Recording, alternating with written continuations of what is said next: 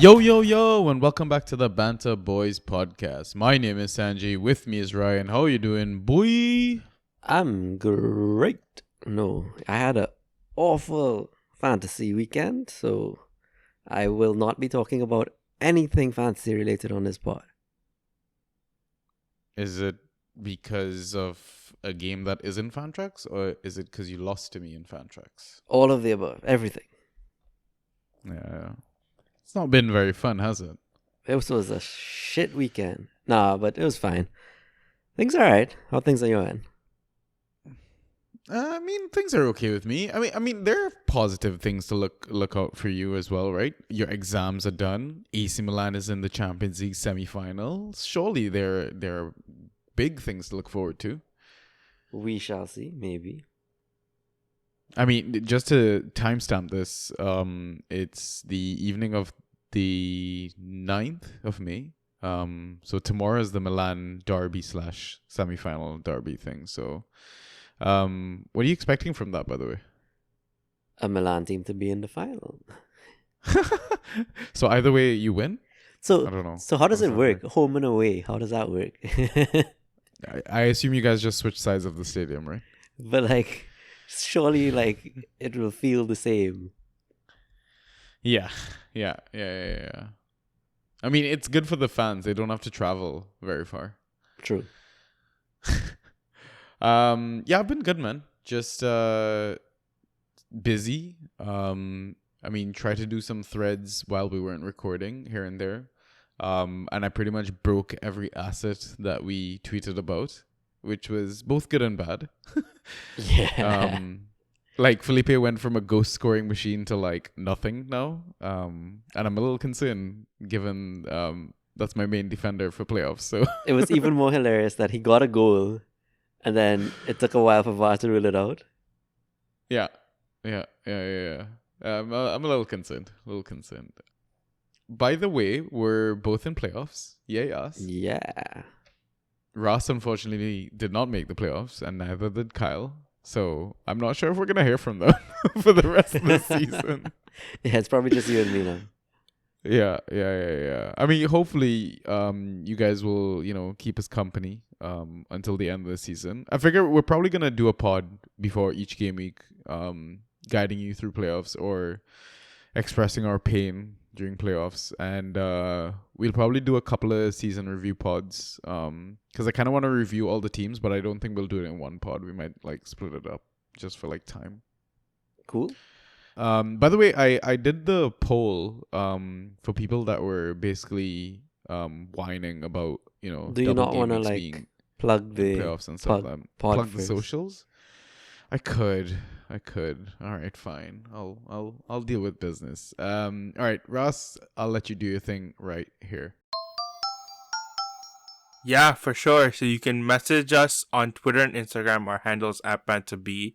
On Discord in the Draft PL channel, Banta Boys #6585.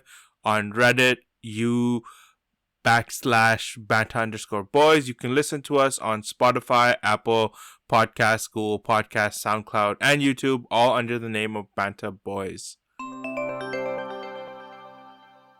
Okay, so now that you've followed us, liked us, or suggested us to friends that want to play Fantrax for next season, maybe drop us 5 stars if you haven't done that already, or just send us a message, give us some feedback, let us know what you think of the pod, how your season has gone so far as well, or if you have any questions going into your playoff or end of league title charge or whatever.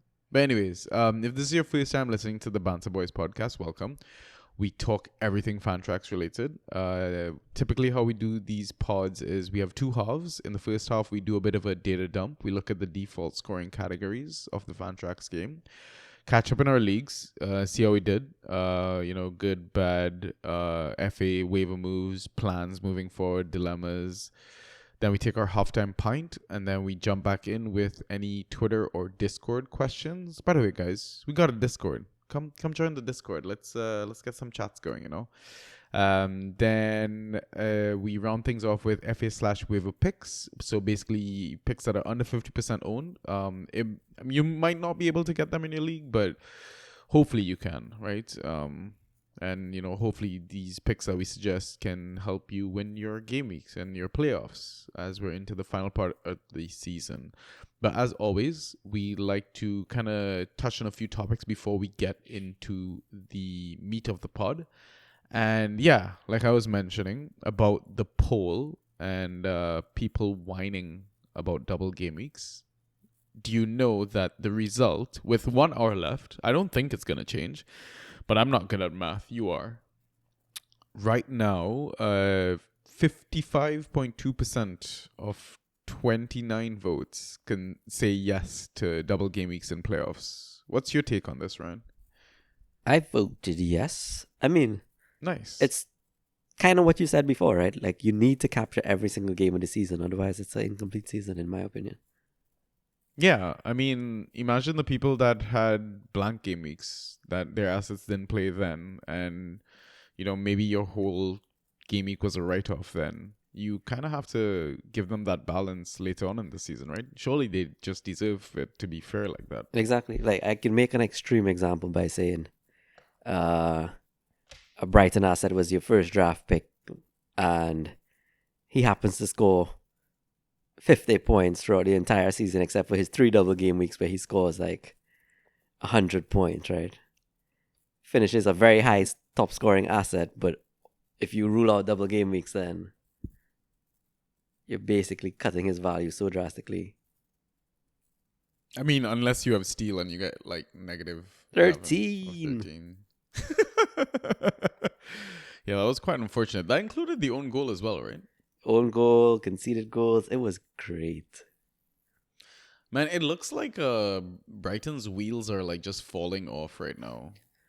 What are I'm you not doing worried. with you're just gonna roll them out. Yeah, no, I think they're fine. They're just Okay. tired.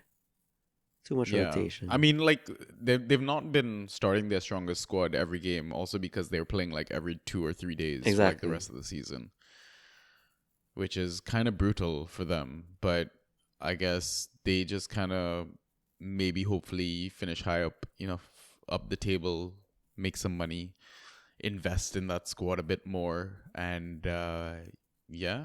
I mean, March owners, what a blow going into the playoffs. I mean, they hit the jackpot because Marsh would not have gone in any draft very early. And he was one of the best players this season. So it's only fair. Can't ride that good luck right through. No, I'm joking. It really is a big blow. Really sucks because he looked phenomenal. Even when he came off the bench, he was doing the most for Brighton. I think he was the best Brighton Fantrax asset for the season, right? If I'm not mistaken. Yeah, he like must total be. points for. Yeah. He must be well ahead of Gross, and I'm guessing Gross is second. If you don't have an IR spot, are you dropping March? Oh, for sure. Well, actually, no, I'll wait to hear. I don't actually know his news, but probably not. I don't know. Yeah. How bad was 450. How bad was it? I mean, he has a solid red flag. It ain't does broken he? yet, so yeah. I don't know what that means though. We'll have to see. So yeah, I mean, double game weeks, man. Play them. Anyways, next thing I kind of want to touch on. Big Sam is back in the league. Do you think he does it? Oh, of course not. No? I don't think so, man. Too I think little, it's too late. Too late. I think if they made that signing instead of Gracia, Yeah. then they would have had a good chance. Interesting. Yeah, I don't know. Because right now, what is it like? Bottom of the table. I'm trying to pull up a league table right now. So Leeds are 19th with 30 points. Yeah. I mean, Southampton's gone, right? We're gonna keep yeah. agreeing on that. And then Leicester's above Leeds because of goal difference, also on 30 points. Everton on 32 points, Forest on 33 points. And that's pretty much it. West Ham on 37 points, Bournemouth on 39 points. I would think West Ham, Bournemouth safe. Yeah, agreed. So it's really between Forest, Everton, Leicester, Leeds. Yeah, but Leeds just need like one win and they're ahead of Forest and Leicester and Everton. Okay, where are Leeds getting that win exactly? Because they've got Newcastle at home, West Ham away, Spurs at home. West Ham away and Spurs at home. Yeah. Wait, both of them. But they're just gonna beat both of them. Agreed. I mean, Spurs are trash anyways, right? Exactly. Absolute trash. And yeah, I mean, Leicester's fixtures are Liverpool at home, Newcastle away, West Ham at home. No better. Yeah. And we look at Forest's fixtures, Chelsea away, Arsenal at home, Crystal Palace away. Okay. It's not too That's bad. like 2 wins right there. Yeah. Right? Yeah. Because we're trash. Why do you think we've not recorded all these weeks? I just decided to come back on the pod as soon as we won a game. Makes sense. Right? Lampard at the wheel. And who else is there? Oh, Everton, right. Everton has Man City at home, Wolves away, Bournemouth at home. So they win the City game only. Okay. Yeah, obviously. Like, Bournemouth's going to win that last game, right? Yep. Nah, but like, on a real, I think Everton, like, by the sounds of that, like, Everton, I think, has the best chance out of those 4. Okay. It pains me to say, and I really want Leicester City to stay up, but I feel like Nottingham Forest could pull it off. It might be between those 2 for me. Fair. Yeah. I want to see Leeds. And you want to see Leeds stay up? Only because I want to see Big Sam become the best man. Like, you know what he said? What was it? Oh, when he compared himself to everyone except Yeah. Frank Lampard? Basically, yeah. Yeah. Spurs sacked Conte, sacked Stialini, Ryan Mason at the wheel.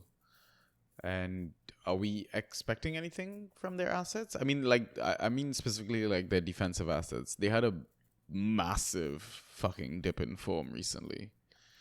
What were they like? I think like last 4 games they conceded 12 goals or something like that. Yeah, something They crazy. concede like a shit ton of goals to Newcastle. It was what, 6, 7, something like that.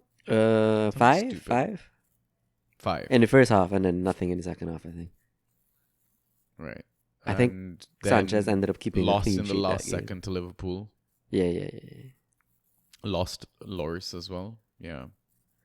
I don't know. Do you think I don't he know how I feel about actually that. was injured, or do you think he's hiding? Who, Loris? Yeah. I don't know, but wherever he's hiding, I hope there's enough room for David De Gea to join him. Man, that hollow this week was horrible. Oh, 6. It was 6 for Spurs. Yeah. Newcastle, Who's from who's Newcastle. one of the worst goalkeepers you've ever like witnessed in life? Like you remember? That's hard. I have to think deep about that one. It doesn't come to mind. Like truly terrible. What about like real life? No one? I feel like anyone could have saved that. Like I could have thrown my grandmother on the pitch and she would have saved that. Who is the Newcastle? I mean, hey, why am I mixing up everything? Who is the Liverpool hero? Oh, Loris Karius. Yes, Surely Karius. There Loris you go. Karius makes Karius. that save. Yes, Right? Karius is the hero we all. Yeah. By the way, Pedro Porro, man. Yo, exactly who I was going to mention. Yeah. He is. I really like him for next season's draft. Me too. He looks so Yeah. good I every mean- time I watch him. Yeah. And Ryan from TDS was quite high on him when he first joined the league and was saying, you know, give him patience, he'll come good and stuff like that. This guy's on like set pieces and everything like that. Loves a fucking shot, a goal too. Has a And great shot too. He's yeah, just wild as really shit. good shot. Yeah. Smashed it this game week as well. Yep. And I just feel like next season's draft, he's definitely going to be one of my like top defenders to kind of go for. But also we kind of want to see who they get in terms of manager and all that sort of stuff. And goalkeeper and Yeah, but he looks like he has lots of avenues to points, basically. sure, but I wouldn't say top. Not top No. defender. Like, I'm still taking Trippier before him, Trent. Yeah, before him. all of those. He's not nowhere in the first or second round, but You taking Pinnock or Porro? Pinnock. Yeah. I think still Pinnock. Yes, it's just Spurs. Okay. By the way, Burnley and Sheffield are in the EPL for next season. Yup. Did you see that Sunderland made the playoffs, by the way? I did not. I was trying to pull it Yeah, up actually before we recorded. Yeah, I think Sunderland's in there, Middlesbrough's in there, the same Middlesbrough that's being coached by Michael Carrick. Ah. Yeah. Luton's in there and Coventry. Luton Town. I would love for Sunderland to be in the league next season, just for like Tyneside derby, Nice. especially when Newcastle makes like a European spot, and just the gap between the rivalry. And I guess this is a perfect time to, put a shout out to any Burnley or Sheffield fans that play fan tracks or listen to the pod. We'll probably want you for the Inside Tracks series for next season. Like preseason content. So if you don't support Burnley or Sheffield, but maybe someone that supports Burnley or Sheffield and plays fan tracks, hit us up, slide into our DMs, and we wanna, sort that out as soon as possible. Finally, you're a Holland owner. Your boy broke the record for the goals scored. Yeah, and I'm hoping he puts away at least 5 more before the season's done. You don't think he's gonna get rested for Champions League? Yeah, No? he could do enough in like 30 minutes to damage anyone. Yeah. Except he had And- such a unlucky game last game.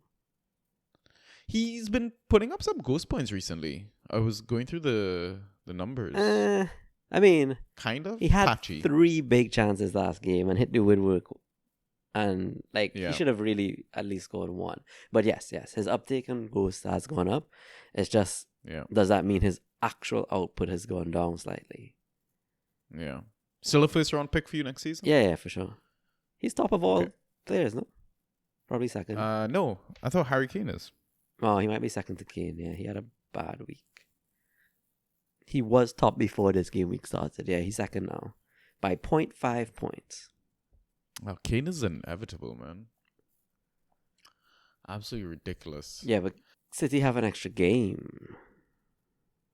True. So you think Holland finishes top? Nah, I don't know. I think with his minutes managed for the rest of the season, probably not. He probably finishes with a better points per game ratio, though. Yeah. I'd agree with that.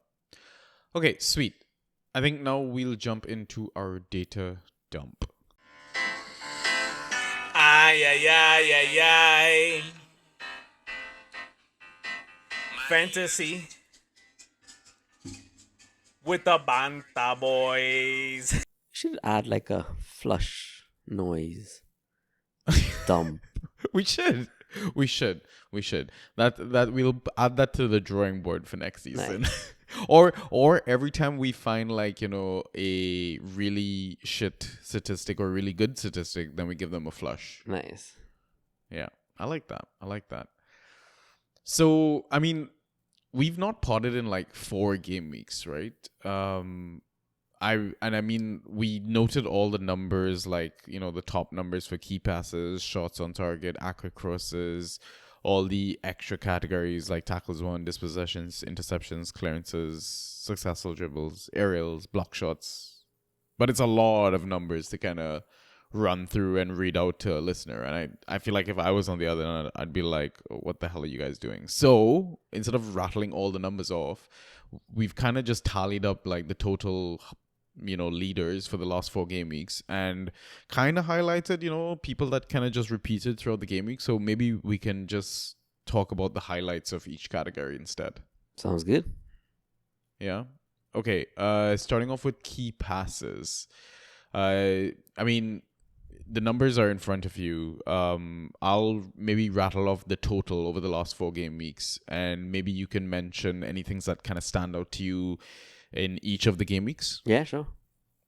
Okay, so over the last 4 game weeks, the highest number of key passes in total recorded was 15. So this is throughout blank game week 32, game week 33, double game week 34, and game week 35. So yeah, 15 by Bruno Fernandes and Kieran Trippier, 12 by Madison, 10 by T-Bebe, Iwobi, Mahrez, March, and Robbo. Do you have any thoughts about this list or the ones that kind of popped up during those 4 game weeks?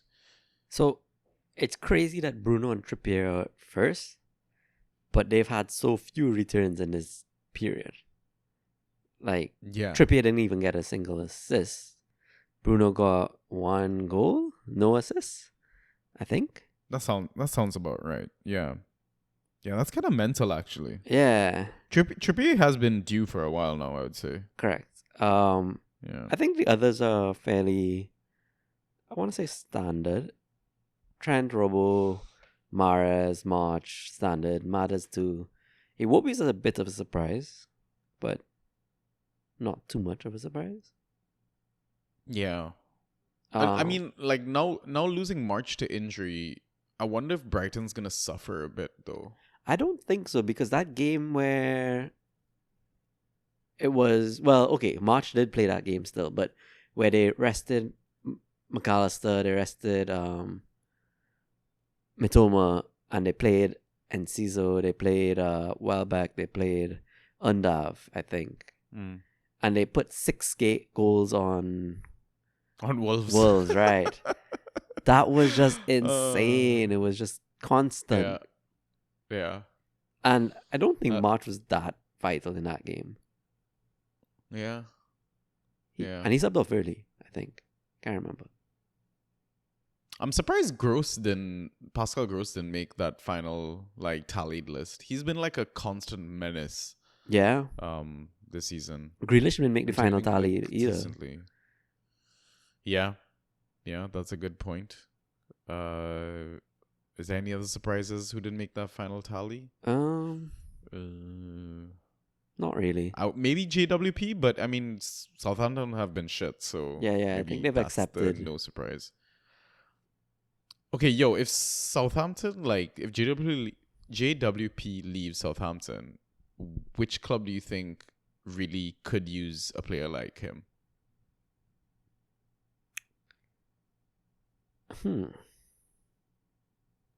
Besides Chelsea? Oh, we're definitely gonna buy him. We buy everyone, you know. That's a I mean, good one question. team comes to mind is a team that really struggles for midfielders, and I mean, I was going to say when he Everton, was- but yeah, but I would think like a top 6 team, right? A European Yeah, team. so- Surely he's good enough to play for them.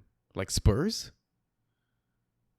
I guess he does seem like a Spursy signing. I guess it kind of depends on what Kane does and what their style Yeah. of play is going to look like. But like, I'm curious how, like, okay, let's say he's back in the Prem next season. Is he gonna be the main man for any team the way he was for Southampton? Like on every set piece, on penalties, on direct free kicks. Like I'm sure, like free kicks, I don't think anyone is gonna be better than him anytime Correct, soon. yeah. But like Penalties, pens and he's set probably not. pieces, He was yeah, never that good at pens, right? Yeah. So does his fantasy value drop if he comes back? I don't think he'll drop massively, because I think he'll play for a better team, so he'll probably get more ghosties just in the team. But like Yeah. you're saying, kind of alluding to, his minutes might be managed. So yeah, maybe.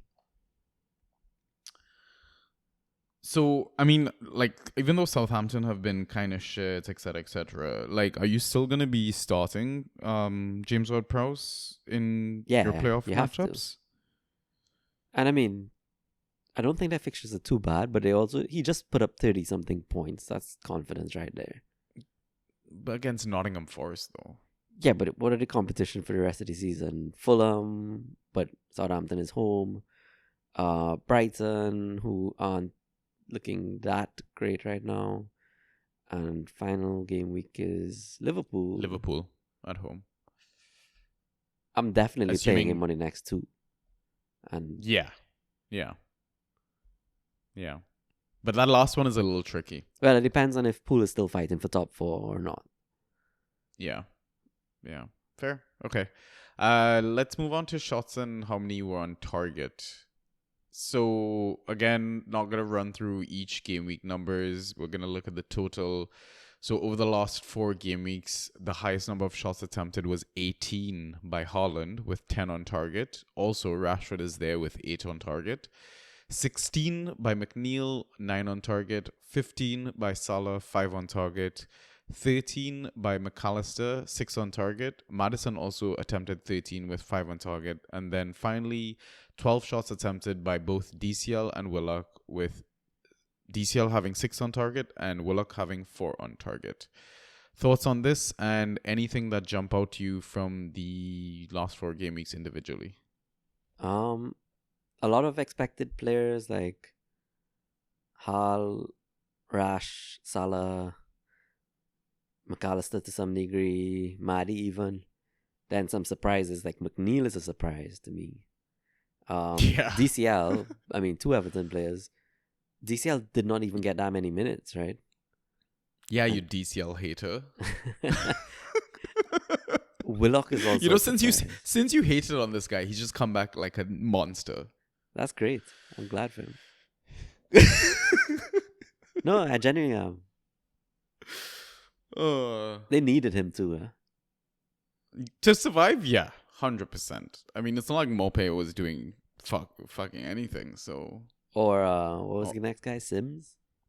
Sims, yeah, I don't want to hate on that kid. Yeah, Like, yeah. Mopai just comes across like a bit of a douchebag in real life. Fair so, enough. Yeah. Wilson, by the way, in double game week 34, only played 45 minutes and attempted 6 shots, had 3 on target. Yeah, and I mean, him and Isak, if they were one player, they would be an elite option. They've been smashing it, both of them. Yeah. Both. So with like this managed double minutes. game week 36 playoff round, I mean, in some weird reality, if you're a Fantrax manager that has both Isak and Wilson, and first game up, one of them is bench, one of them is starting, surely you risk starting both of them and just praying to the gods. Yeah, for sure. Because their fixtures are good, right? I think they're Leeds away and then Brighton at home. That sounds about right. Yeah. Yeah. I mean, another team that, I mean, since we're mentioning about doubles, another team that's doubling, Brighton. Is this in our questions later though? I feel like it is, Yeah, right? Covering yeah. the double gaming stuff. All right. We'll save that for later then. Just stay tuned. But yeah, in terms of shots and stuff, like I guess nothing too surprising. Maybe the Willock one was a bit shocking for me. I think, Slightly. like of all Newcastle players, he's the one that's topping them. Yeah, but in like a couple of those game weeks, they were absolutely going crazy in attack. So it's Yeah. not that surprising. Yeah. Fair enough. Yeah, I guess like you said, the rest of them fairly expected, standard, that sort of stuff. Yeah. King Hall at the top, man. Yep. All right. Accurate crosses. So over the last 4 game weeks, the highest number of accurate crosses recorded was 6 by Olise and then 5 by Hendo and Trippier. Thoughts on this and anything else?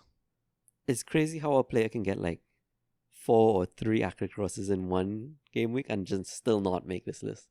But You mean like Grealish? Grealish, yeah. Yeah. Yeah. Not really. I think, well, Hendo's a slight surprise for me, but it just highlights again how unlucky Trips has been. Yeah. And that his service yeah. wasn't just from set pieces too, right? Like his open play. He's not getting those assists. I can't wait to have him as a first round pick next season. Really? You're going him first? I mean, depending on where You I are, am in the yeah. draft. But do you Yeah. think he keeps it up then, is what you're saying? Yeah. But again, they have a shit ton of money to spend as well, right? Yeah. I'm just skeptical because he's slightly older. Yeah, I know, I get that. And like randomly we'll pick up an injury here or there. Yeah, but he still played a shit ton of minutes this season. Yeah, that's true. All right. So finally we move on to like our random category shit. I probably should stop cursing on this pod. It's probably not helping our algorithm, but Oh, is that yeah. a thing? I think so, I've heard it on like other podcasts, but Those fucking yeah. algorithms, yo.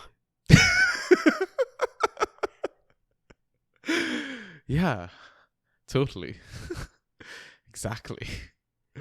So we're gonna look at like tackles won. Last 4 game weeks, highest number of tackles recorded: 18 by Polinia, 13 by Paqueta. Dispossessions, highest recorded: 15 by Ayu, 12 by Jesus. Interceptions, 12 over the last 4 game weeks by Bednarek and Zuma, 11 by Mikolenko, Rice, and Tete.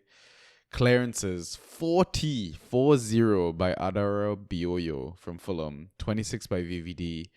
Successful dribbles, 14 by Madison, 12 by Luis Diaz, Enciso, Isak, Rashford, and Mo Salah. Aerials, 29 by Keane, 25 by DCL. Block shots, 9 by Agerd, 8 by Tarkowski. Anything in these numbers or anything across the last 4 game weeks broken down, sort of thing? Not. Whoa, wait. 12 by which Diaz? There's Luis only Diaz, one bro. Diaz. How the fuck did he put up? Sorry. How did he? He put up 12 in his limited minutes? That is Yeah. nuts. Well, I mean, he came back in the double game. Wasn't he that one pick that started both double game week fixtures for Liverpool in 34? No, did he? No. I feel like he did, bro. Because, like, everyone was so worried about, like, oh, is Darwin going to start? Oh, is Jota going to start? And no one was like Luis Diaz. Yeah, I get that, but still, he did not get that many minutes of. Anyway. Yeah, so, like, his double game week fixtures were Spurs and Fulham, if I'm not mistaken. Right. He scored one. He started both. 62 minutes, 65 minutes. Okay. Even so, that's still not that many minutes over the last 4. 31, No. 62, 65, 25. That's a lot of dribbles. Yeah. For I him. mean, if you want the breakdown of those, basically did 5 versus Spurs and 4 versus Fulham. Oh, okay. But still, to be top, like one of the top performers, Yeah, since exactly. he's been back, is like And such a blessing for managers that have held until now. it's unlucky for like Mitoma owners that he's been, a bit managed over this period. Yeah. Because he would have been on this list for sure. Yeah. But And will probably be managed rest of the season. Yeah, probably. But the rest are pretty standard, I would say. Yeah.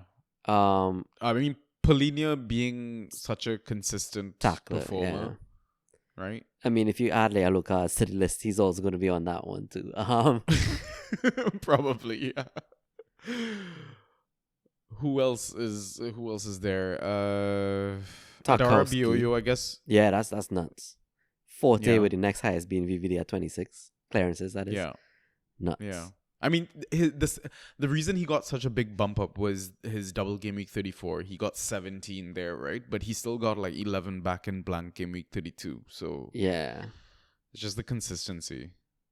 true. By the way, this is one of the picks that we're going to talk about later, but Yeremina had the highest number of clearances in game week 35 with 13 of them. Maybe one to kind of eye up rest of the season.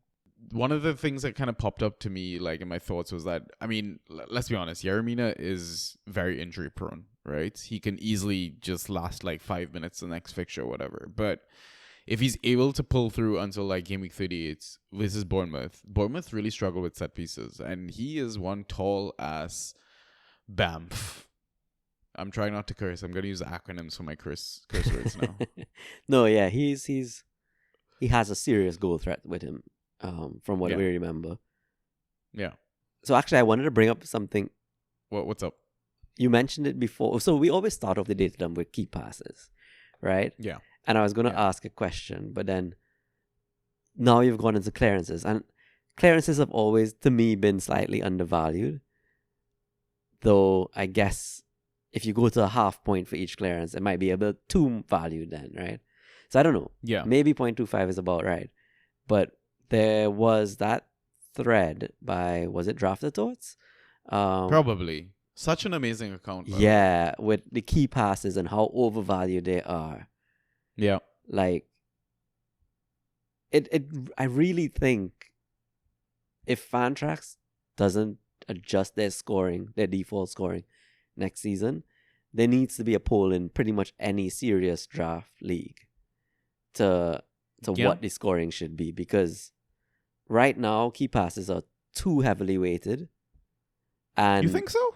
Two is too much? Two is I mean, from their findings, it was absurd. Literally overshadows everything else. And then also the goals against for defenders are hampering them so much. One suggestion I think was, and it was probably by Robbie, let the first goal be free to defenders, so you don't -2 for that first goal, and that might balance things back out a lot. Yeah. Because right now defenders are just so, like, who plays more than 3 defenders in a game week anymore? Yeah, that's a good point. I feel like defenders have kind of dropped off in the latter parts of the season as well. So that's kind of what I was Value-wise. getting at when you mentioned like clearances. But I mean, 13 clearances is really what is that? 3.25 points. That's like nothing really. You put up 5 block shots or 5 interceptions and you get 5 points. Yeah. That's interesting about the key pass stuff. I mean, okay, if you're not going to let defenders get negative points for conceding, how about we lived in a really messed up world where, okay, you don't concede for the first one, but then it just gets exponentially worse. -2, -4. Right, exactly. No, -8. that's a fair point too. I was actually thinking of that same thing. Also with like key passes, your first 4 key passes are worth, 1 point. But any key passes in excess of 4 are worth 2 points. 5 points. Oh, okay, fine. 3 points. Yeah, balance it back out. But no, because then what are the chances of your player actually reaching, 4 or 5 key passes it's hard. per game, It's right? exactly. But then I think if you do that, then you're gonna really separate the elite Players from assets between the shit assets, right? Because your KDBs and your Bruno Fs are gonna be way, way, way too good. Yeah, sort true. of thing. True. So, or unless you do it the other way around and you get like 2, but if it gets like more than 4 or 5 key passes, then you drop it down to 1 point. That's interesting too. But I don't know how they program that into the system. So yeah, either way, I don't know how they program it in. yeah. Also, why aren't clearances points for like all players? Why is it just defenders? Because Harry Kane is amazing at clearances, bro. That was another point too. Yeah, that was mentioned in the thread as well. Yeah, that to me is mental. It's like I feel like you should have, like, all players on the pitch should have points, just weight them differently. Like, it doesn't make sense that points don't exist for seasoned players. Exactly. Yeah.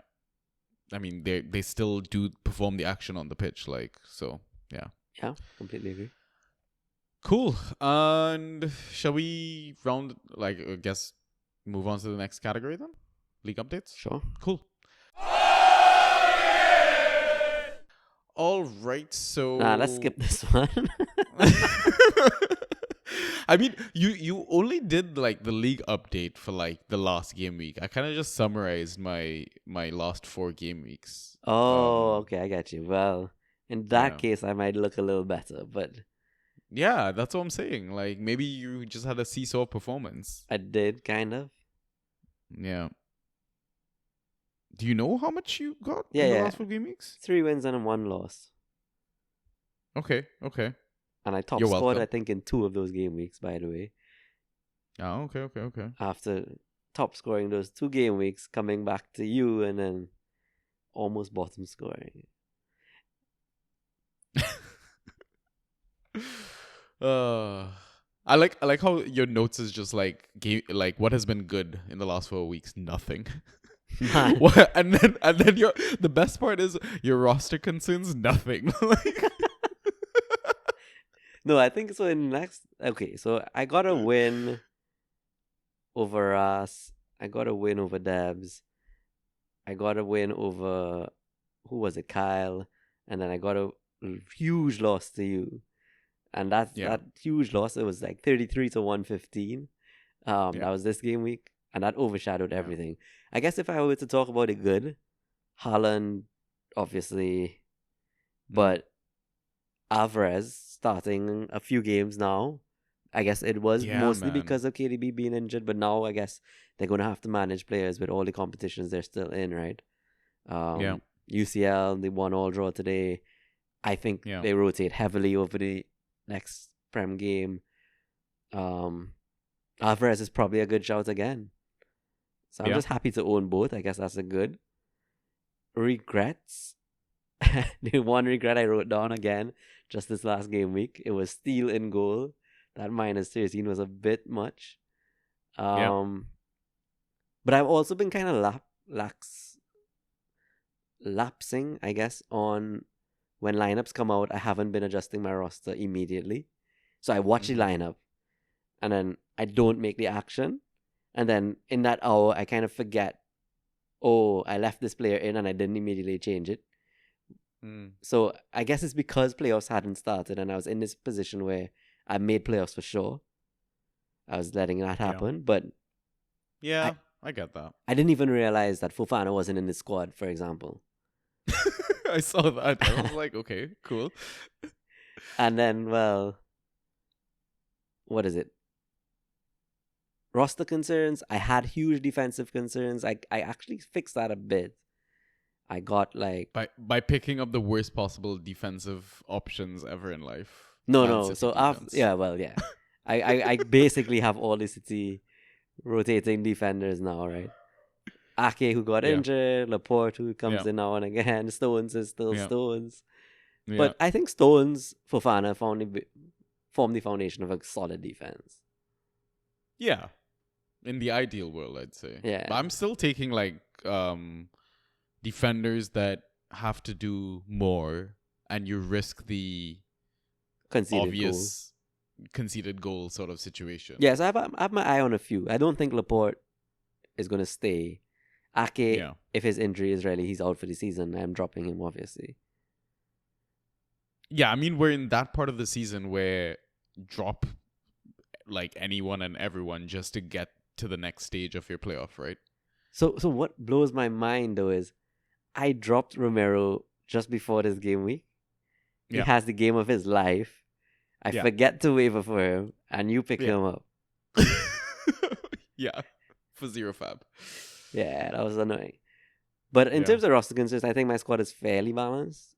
Maybe a bit too top heavy, too many forwards. But I'm okay with it. Yeah, I mean, you've got 6 forwards right now, but yeah. I would say it's more like 3 to 4 because they're all like rotation. You're covering spots in like City and Liverpool, that sort of thing, right? Yep. And I mean, like I said, I think you just need to be really tactical with your grabs and drops and all that sort of stuff. Also, like your opponent, right? Are you able to like pull up the matchup for your Playoff game? Yeah, playoff Yeah, game. I'm against Justin. Okay. Do you have any concerns coming up against Justin? Like, I mean, this is always something that I'm sure we will probably discuss in the second half of the pod and stuff. But like, what are you doing in terms of like covering defensive fixtures or covering teams, that sort of stuff? Are you gonna go against or are you gonna match? So his main threats are Martinelli and Trippier, and I guess Grealish, but I don't expect Grealish to play. He obviously has Salah too, and Salah is a huge concern, but Yeah. I think Trippier is my biggest worry, and I don't think there's anything I could do to offset that. Yeah. Martinelli, not too concerned because I find took a dip and he's been rotated a fair bit, and I'm happy with my City stash. That I'm just hoping they show up and outperform. My whole season was purely dependent on how City performed, right? Owning Haaland, Foden, Stones, Alvarez, all the other City players. Yeah, I I mean, mentioned. you get through this round, you're golden for game Yeah. 37. Yeah, with that City exactly. double. So I think everyone in the league is maybe hoping that you lose this round so they don't have to face you. Fair. Yeah. I was gonna say I think I have 1 or 2 more double game week players than Justin as well for this week. Okay. But Yeah. I have those like Enciso and Bonanote type players where they're not guaranteed minutes. Yeah. Yeah. Jacob Murphy even. Yeah. Jacob Murphy's also a solid pick. Like, even if he doesn't start the first game, I think you're going to take the risk on just starting him. Yeah, I would. Yeah. What if he's not on the bench for the first game, though?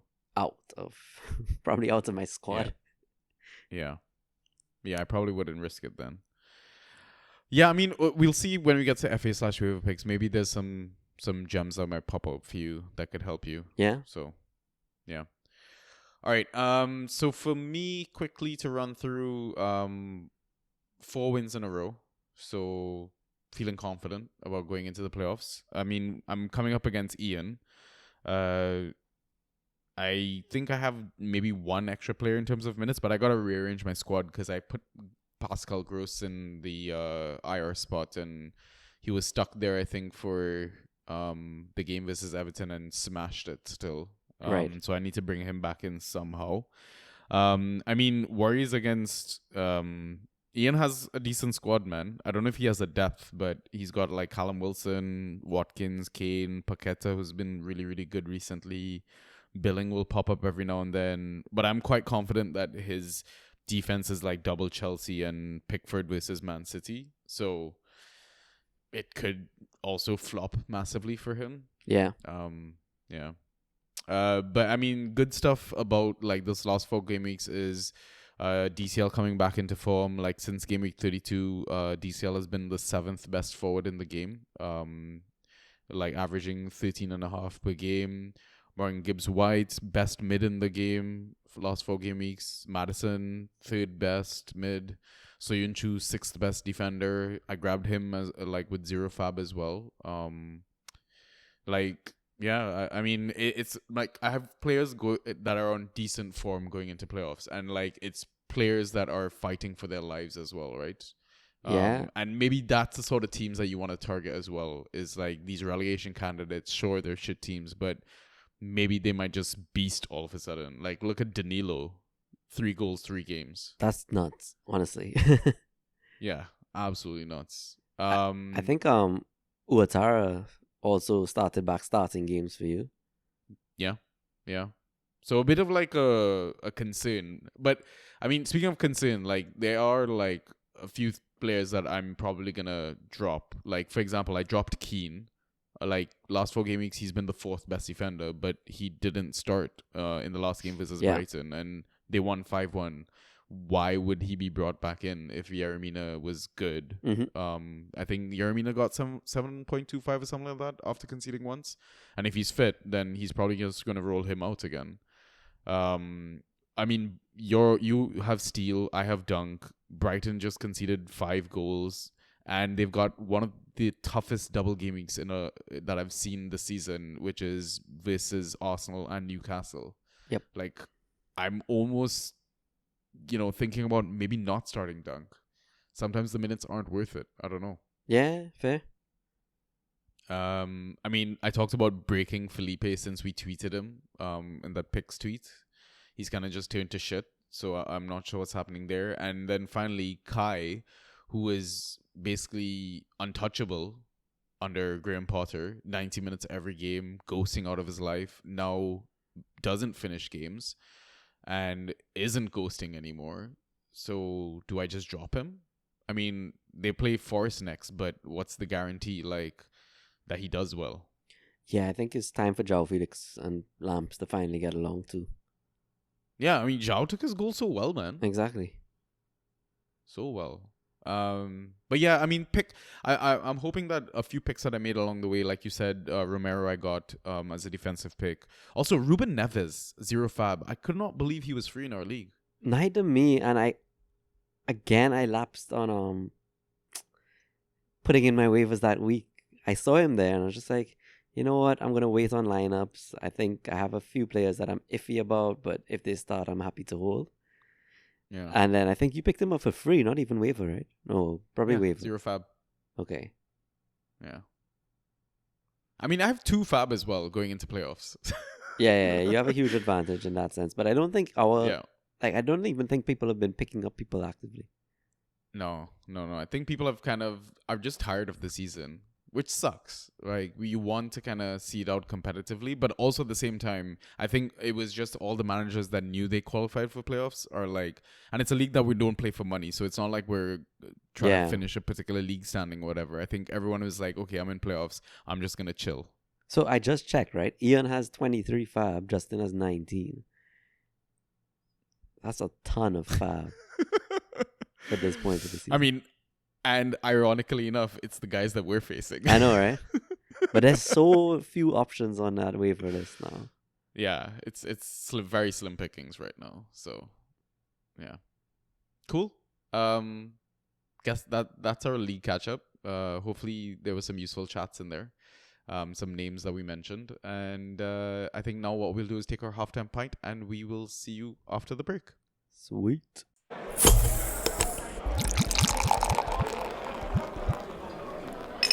And we are back. 24 hours later. Yeah, one big fucking Milan loss later. Man, that cursing again. You had a good nap? It was good, yeah. I thought, you'd come back into the pod with, on a happier note. The first half, you were like, screw fantasy, screw the weekend, all of that. Maybe Milan would have given you something to smile about. It's just like... I know, right? Did you watch the game? I watched a fair bit and then I fell asleep during the game. Damn, was that bad? Yeah, it was pretty bad. Leao is a big miss, though. I saw he signed a contract, by the way. Yeah. Yeah, that's good. I know they changed the rules of Champions League, and I'm like, damn it. Away goals would be lovely to have again, but you must be like really happy they removed it right now.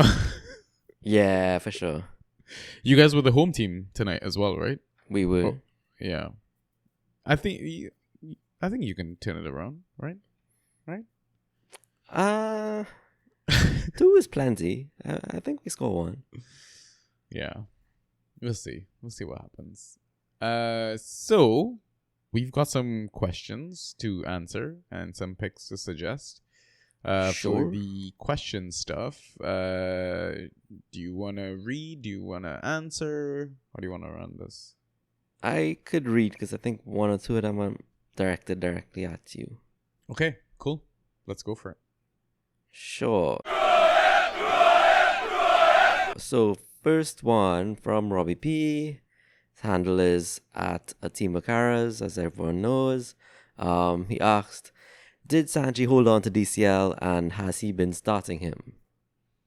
Yeah, so Robbie was on our last episode. This was pre game week 32. And he's also a DCL owner. And like a couple of times, I think he was on the pod, we were like basically venting about how annoying it was to own DCL since the start of the season. Been injured for the longest while, came back, got injured again.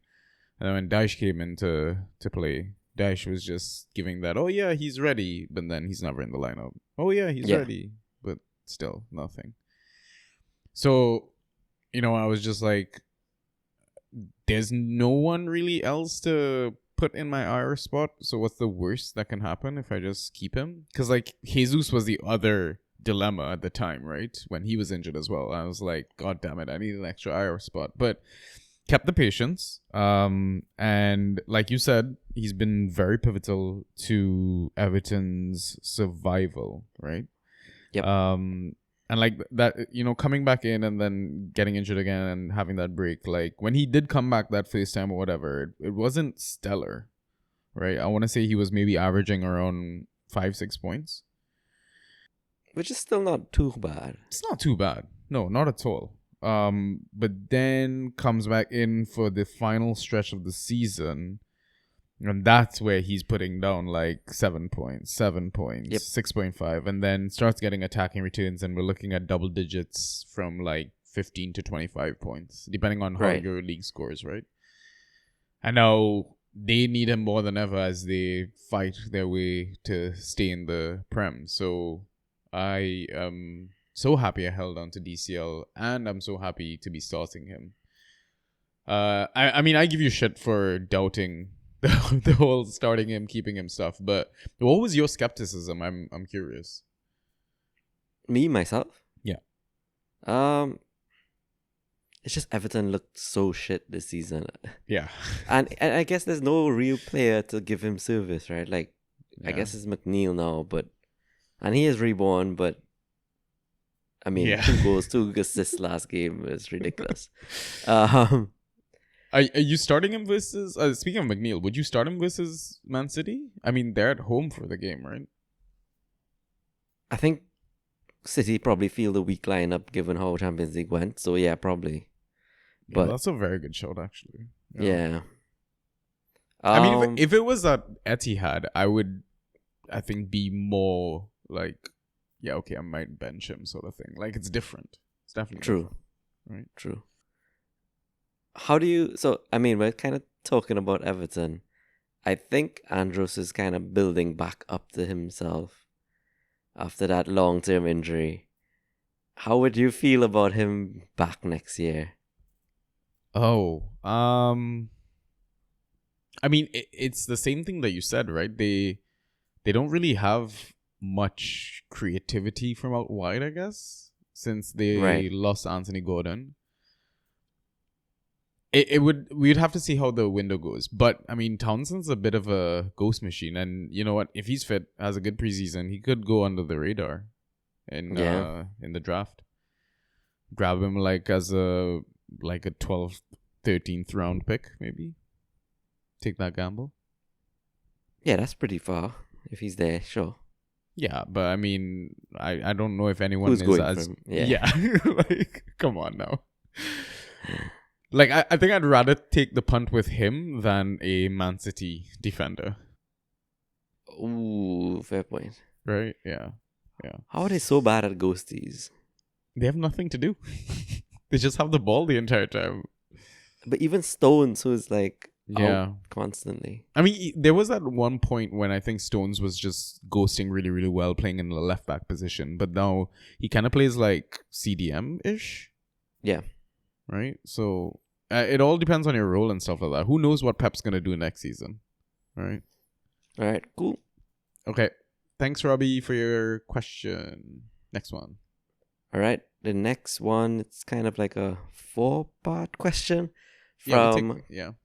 Karel. His handle is at KADE, Cade.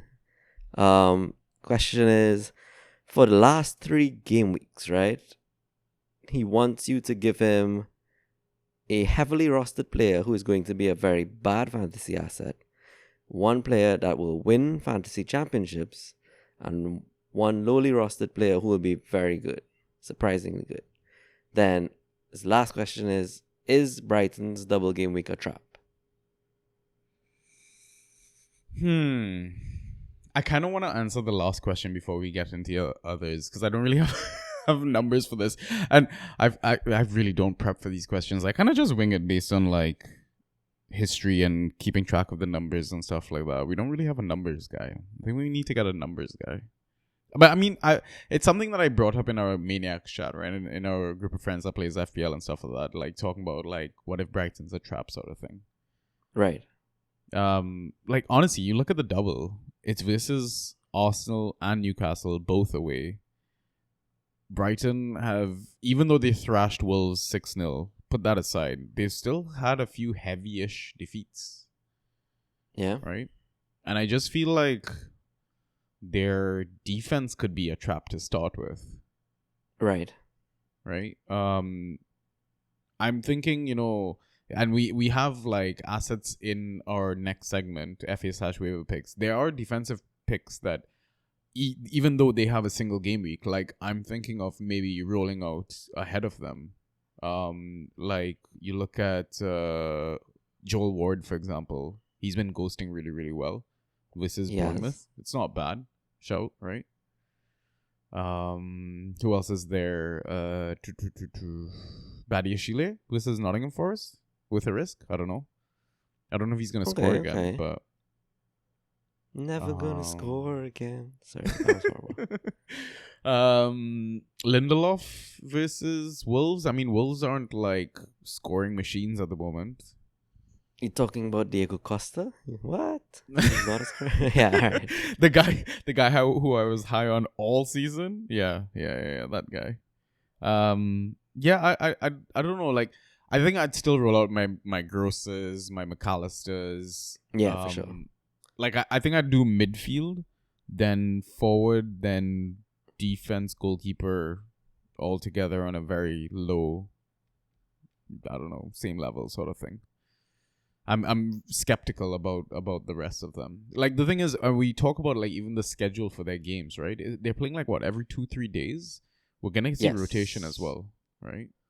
So, okay, you mentioned goalkeepers and defenders you're not that keen on. I think you are a dunk owner yourself. Yeah. Are you playing? I'm really considering not. Not gonna lie. It's a very tricky one. It's a very, very tricky one. So I don't think he goes well enough. So I probably wouldn't play either. Yeah. But I have Steele, and he does get a fair bit of saves, so I'll probably keep. Yeah. I mean, last game was just horrid. How much do goalkeepers get for own goal? Is it the same, like -5 or something like that? Yeah, I believe so. So he got -6. But then he conceded 5 goals, right? So that's like Correct. what? 4 ghosties? He just made a couple of saves, that's it. He made 1 save. Oh. Yeah. But the game week before he made 5, right? So yeah, but I mean, who's to say he keeps the spot? true. Right. If he's gone, so we mentioned this in the FA/Waiver picks. Yeah. Later on. Yeah. But okay, fair. Right. So it's a weird one. Like, yeah, I think I stick to what I said. Midfielders over everyone else, sort of thing, is the one I'm certain I'd agree. about. Everything else, I think, is a bit of a coin toss, Sure. or you can make an argument for. So yeah. Cool. What was his other question? So One heavily rostered player who's going to be a very bad fantasy asset for the rest of Mhm. season. bad fantasy asset for rest of season. Oh, this is a tough one.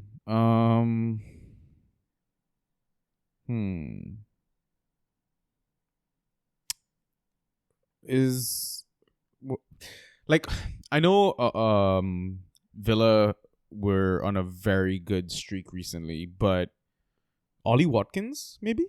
He's gone a bit cold. True. Not ghosting has. well.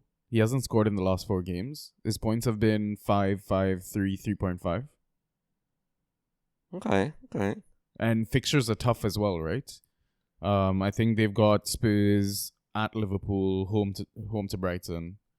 And all those teams are also fighting for the same European spot that Emery's raving about, that he thinks Villa can also achieve.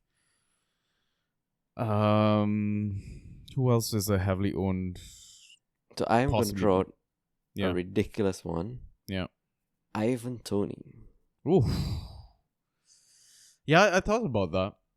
And it's rare for him to not do well. Yeah. I don't So know. he ends. I don't like gambling against. I don't know. Is his 1-0-1-0-1 thing still going on? Like. True, that is going on. Yeah, he scores like every other game week or something, right? Yeah. Literally since like Feb. Yeah. Right. What about Phil Foden? So Your Foden I owner. actually expect him to do well. Because of the Because rotation from CL. Yeah, exactly that. Yeah. What about some of the Liverpool guys? Darwin Nunez? He's been getting subbed early and stuff like that. Like, he's not nailed anymore now that they have so many options up front. Bobby's last home game. Yeah, fair. Uh, And he even when he did start last game, he didn't ghost too well. yeah. Trossard? How rusted is he even? 99%. Still, wow. Yeah. I mean, if you own, you wouldn't drop. No? No, I would not drop, no. But I would only play if he starts, really. He's Yeah. not ghosting that well from the bench. No, he's not. Who else do you think? I mean, there's the obvious like Solly March, is he out for the rest of the season? I don't know. Yeah. There's like James Ward-Prowse is Sultan really on the beach, like they just accepted relegation. And Kai Havertz, Kulusevski. oh man, Kulu's really dropped off, eh? really has. I would feel so bad if I picked him up early in the draft. Yeah. But is that like because Conte left, he doesn't have like proper guidance and leadership and all that sort of jazz? I don't know. He actually like he fit in too well into the league when he first came. Like it now feels like this is kind of more how someone getting up to speed in the league will be. He was basically like the get out of jail card for Conte. Yeah. Is there anyone else we think will flop?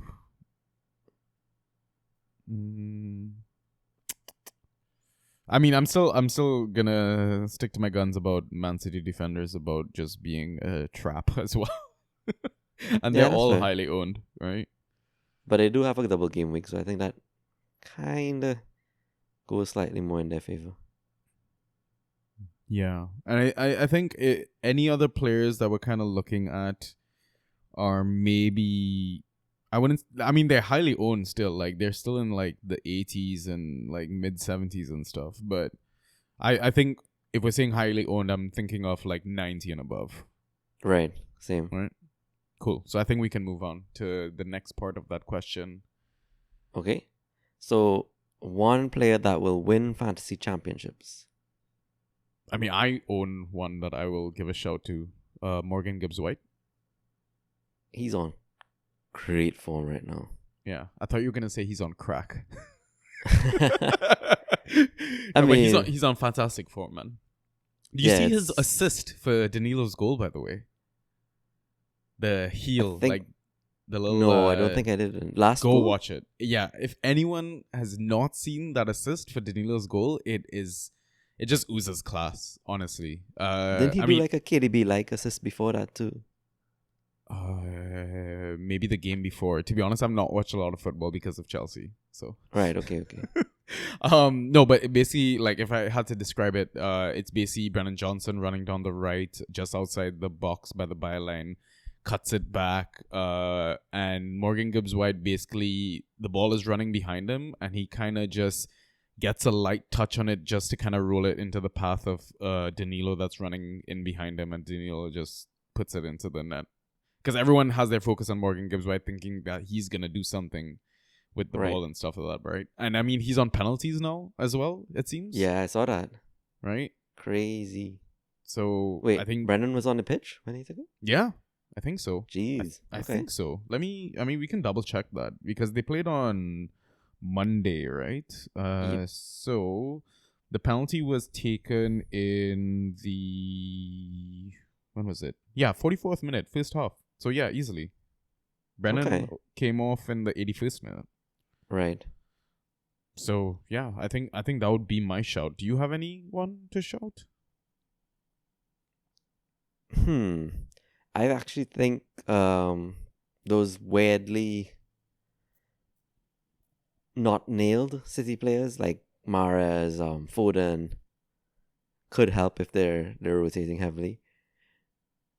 I Chasing think a title. Yeah. yeah, exactly. I'm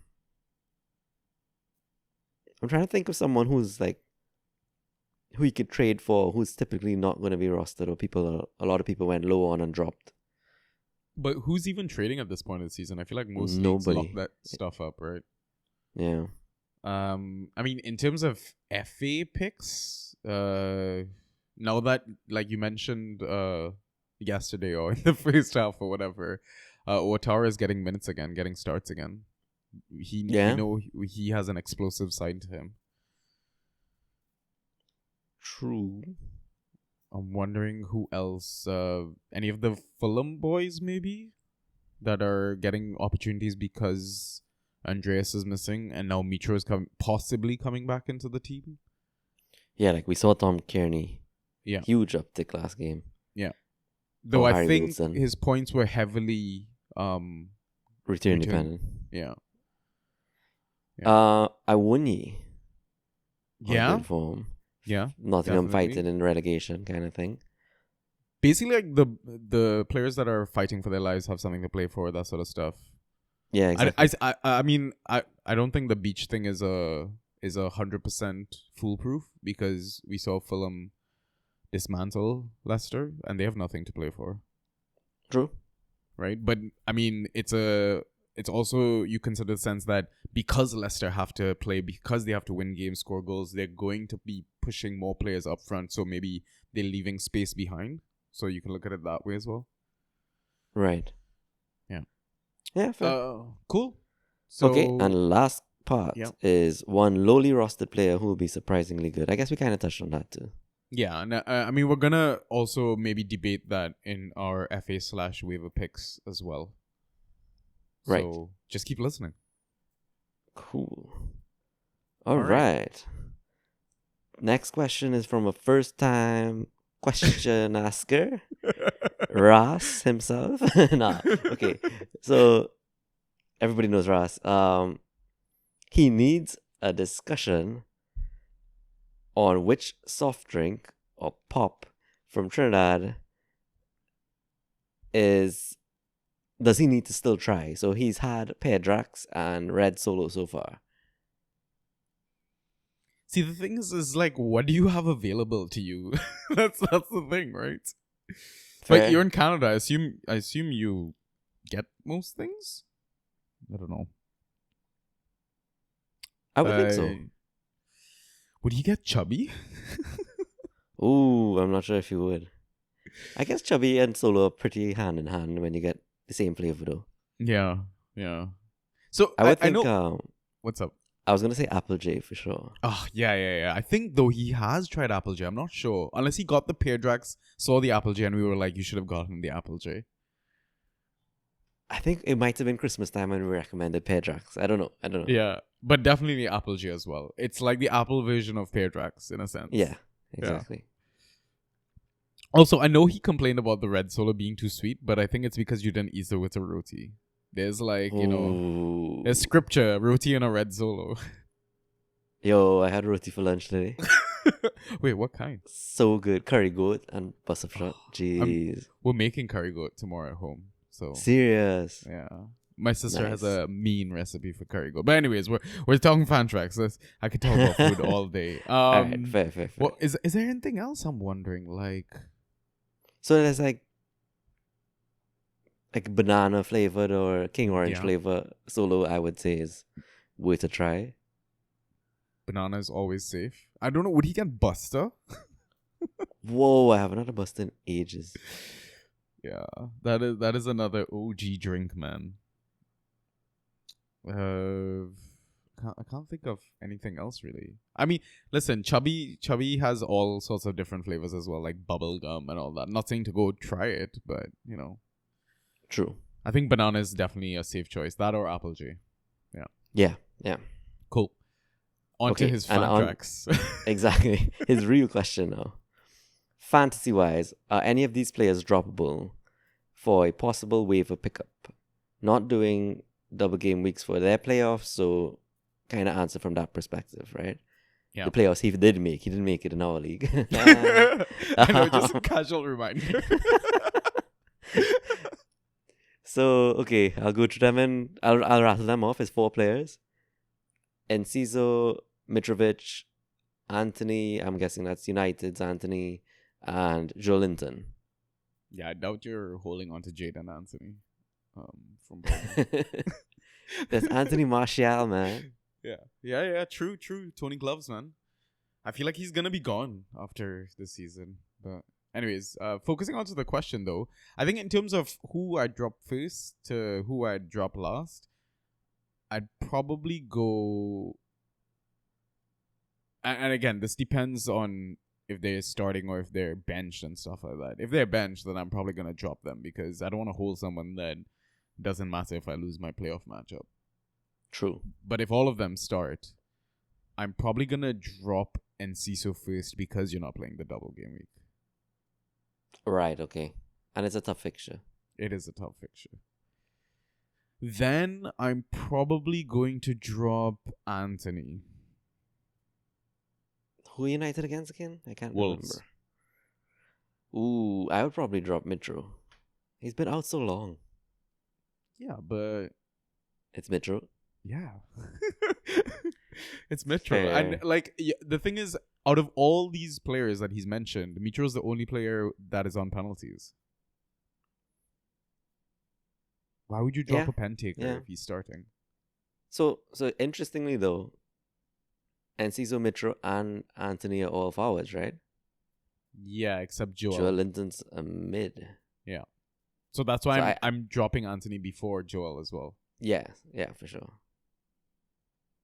Like Joel just seems like he has many routes to points, and especially if like Longstaff is out still. I can't remember. Like I know Joel drops deeper, and he probably won't get you attacking returns, but this game he still got 6 points, which isn't the worst.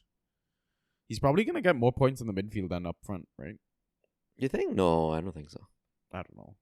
To be honest, I've not looked at the positions and tracked the points and stuff like that. But So without Longstaff, I think he goes worse. But there is fair. there is that avenue, yes. Yeah. And then I think I'd put a Mitro. Like I get the like the Mitro's been out for so long and he's probably not match fit and all that. But surely he must be playing some sort of football because he's not been injured. He's just been banned. Like Yeah. as a true. professional footballer, you'd think he'd be staying fit and wanting to see out the rest of the season and stuff because he's had a really good season. He has. And he's been one of the top. I mean, it was in the first 7-8 game weeks where like Mitro's like the best fantasy asset right now. Like, what is going on? He was keeping up with Haaland, right? Exactly. It's crazy. Push come man. to shove. Ha ha. Sorry. Hey. No, but Anthony's been ghosting well. Has he? Yeah, he's been like 3 key passes every game, putting up like double digits without a return. Is he finishing games? Is he getting 90 No, minutes? 70 something minutes most times. Yeah, that's But my, I that's get my it. concern. I get it. Yeah. But no, I mean that's a solid point though. He has been ghosting well, so maybe Anthony Joel is a bit closer. But yeah, Okay. cool. All right, And Russ. last question from Niraj. His handle is at Niraj_Nachanin. Okay, you have to help me. Thank you. I apologize, Niraj. Okay, his question is, which of the following defenders can I drop and potentially pick some defenders for better points who might be available as free agents? Only considering the first game because their playoff league is not doing double game weeks. I think the Neeraj and defenders- Ross are in the same league. Yeah, exactly. The defenders he listed out are Kenny Tete, Webster, and Alex Moreno. You could probably drop all of them. I would drop Webster first. Yeah, He goes Yeah. the worst out of the 3. and he's probably not nailed as well. No, he's not. Chelsea hero, right? His Webster. competition. No, his competition. Levi. Levi. Caldwell. Yeah. Who's hopefully coming back home next season. Oh, really? You hopeful? Okay. I mean, we can't keep playing Thiago Silva. Like the guy's close. No, to but 40. you could keep. But you Huh? could keep Padiashile on the bench. Nah, that guy has to play, man. Exactly. So good. Potter is crazy. I don't So understand. good. It makes no sense what we're doing with our season. Anyways, in terms of the other two, Alex Moreno and Tete, is that more of a fixture play though? Because Tete is kind of dropped off from his ghost machine days. He had the odd game that he still did well. He got the assist in that one though, no? Like Yeah. 1.5 that happened. But like recently? maybe even 2 or 3 games before that, he got like a 11-point game without a clean sheet. Mm. And I mean, Moreno seems slightly CS dependent. Slightly. The problem with Moreno is he's not getting 90 minutes either. He's not. That's possibly a good thing for the clean sheet. if he gets up like say 60 minutes and it's still intact. But I just question Villa's motivation, and like their form has just dipped so much recently. Yeah, man. It was like scored 20 games in a row and then nothing. Yeah, and they were doing like they were second best for the calendar year, right? Like Yeah. just behind Yeah. City or something for a while. Yeah. Maybe it's just finally caught up to them. Maybe. They do need to add better depth to that squad. I think that will definitely put them in European contention next season. You're saying the likes of Bertrand Traore is not good enough. No. Bailey off the bench. No. Bailey's back, eh? Is he? Anyway, Oh, I think he came off the bench last game interesting. and played a full half or something because they were Sure. getting bullied. I think Diego Carlos got some minutes as well towards the end of Oh, the game. I think he got like 5 points or something like that. okay. Yeah, Bailey got like 5.5. So Yeah, I would agree though. I think I drop all of them, man. Same, Like, same. The fixtures aren't great either, so. I don't actually mind Tete's fixture. I forget who it is, but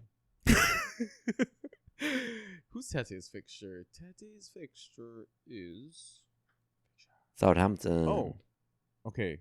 Yeah, I think I like Tete's the best. Right. Yeah. Okay, cool. Cool. Thank you for your question, Neeraj. Yeah, I think that's all the questions. Yeah. Sweet. Okay, so now we will move on to our final segment, which is the FA/waiver picks. So for this segment, we typically look at players that are under 50% owned because we think you have a better chance to own them in your leagues. But as always, these numbers are not reflective of your league. It's just reflective of all the leagues on Fantrax collectively. So maybe a couple of them might be available. And hopefully, these suggestions can help you win your game week or league or playoffs as we go into the final stretch of the season. So usually we kind of do this like fixture by fixture. But over the last couple of episodes, we decided to kind of tweak things and do it more positional based because I figured that's kind of how sometimes we have dilemmas in our squads. We talk about our teams trying to decide lineups and stuff like that, and we're scrambling for like a particular position. So, I mean, we can go goalkeeper, defender, midfield, forwards, and then just mention assets from each teams and then kind of discuss the fixtures along the way. So that way we don't have to go through every single fixture in the games or the league or whatever. Okay. Yeah. Cool. So let's talk about goalkeepers. My pick would be City's backup, Ortega. Is he really gonna get any more game time though? I'm not sure, but Edison keeps making he lets in his one big chance every game or something. I see what you did there. Keeps making. Oh boy. Actually, that wasn't intentional. Push come to shove wasn't bad enough, man. No, but that's my thing. Is like when is he really gonna play again? And I mean, I feel like he's due a shout again though. Yeah, but I feel like but it's only a grab if you see him in the lineup though. Obviously. Yeah. The thing is like maybe if City wrap up the title by game week 37, 38 is a free hit. Maybe True. Ortega then gets his chance then, right? Because then all the games are playing at the same time. So you can afford to like stash him early if you have no other good option to grab. And then you can drop him and go grab someone else in the meantime. But because City's game is on Sunday, you've still got few other options we can kind of mention, like Neto, 28% owned. Yep. He's playing Crystal Palace. Who else is playing before that? Robles, first game of the season, 0% owned, zero hero, as we like to call it on the spot. I know you're twisting your face in agony as I mentioned that pick, Ryan. But yeah. why not? Why the Robles? I don't know. Fair. It's Leeds, man. It's Big a Big Sam. Sam Leeds. That's Yeah, the thing. true, It's true. more Big Sam than it is Leeds. Like that's my sort of argument. Fair enough. I think the Steele Sanchez duo is still up for For debate. debate. Yeah, is Steele gonna lose his spot after shipping 5 goals? And I guess both of them are below 50% owned, so I wouldn't mind grabbing either for the double game week at loan. Yeah, and the thing is that like that fixture is playing after Man City's fixture. So if you want, you can grab Ortega, and then if that doesn't happen, then just go grab between Steele and Sanchez, I guess. Fair. Who else is available? Oh, what about Forster? I think this is a name that you put down on our sheet. 8% owned. Loris injured or hiding in a cave or whatever. Yeah, I mean, they finally got a clean sheet again. Yeah, they did. I don't think that necessarily means he's a good pick. Very true. But if you really have no other options, why not? They play who? Villa? Villa have been kind of toothless recently. And we Strange. know Ollie loves a shot on target. Yeah. Right? So you're guaranteed to get at least a couple of saves, I feel. True. There's one other name actually two other names I do want to mention. Pickford versus Man City. Pickford had a really good game versus Brighton. I've been seeing lots of tweets and plaudits and stuff like that about he's showing his like World Cup class quality sort of thing. City love to shoot, will definitely shoot. Do you think that's worth a gamble? Volume? I think if you can afford to minus some points, if it goes really badly, yeah, sure, why not? yeah. I don't think it's gonna be minus 11 worthy, but yeah. Minus 13, yo. Yeah, sorry. I keep forgetting. There's That has one to be some kind of record. probably. You know, we can probably ask Drafter Thoughts of that in the community. Drafter Thoughts, True. if you're listening to this, can you tell us which goalkeeper has had the lowest score ever? If you have it on record. And finally, Fabianski, 42% owned. I'm going to this game, by the way, with Ollie. Oh, sick. Yeah. Nice. Yeah. Shout out to you, Ollie. But I don't know if I'd pick him just because I'm going to the game and I would want Brentford to win. So even though Yeah, they're not home, right? Brentford at home is usually Yeah. good. Exactly. I'm an extended family support West Ham, so I'm like little torn. True. But yeah, I think Flappy would be on the lower end of my picks sort of thing.